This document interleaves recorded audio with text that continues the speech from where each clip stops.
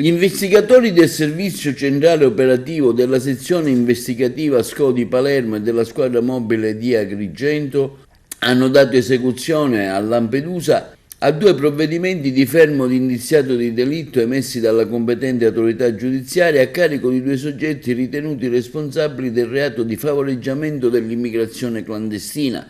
aggravato dalla transnazionalità. In particolare, i fermati, entrambi di nazionalità egiziana e uno dei quali minorenne, avrebbero agevolato l'ingresso illegale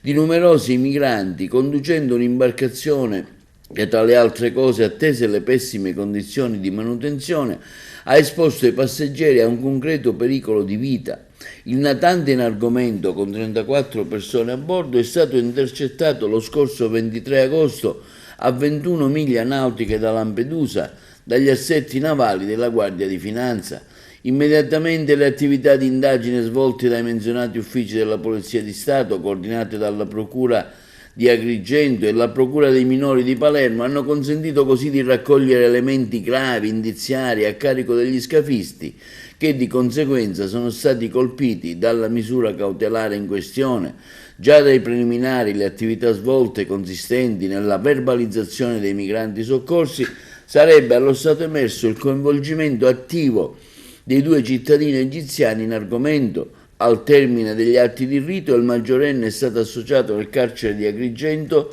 mentre il minore è stato collocato in una casa di prima accoglienza, entrambi a disposizione della competente autorità giudiziaria. Le attività si inseriscono in più ampio contesto di costante repressione del fenomeno del favoreggiamento dell'immigrazione clandestina svolta negli uffici in argomento.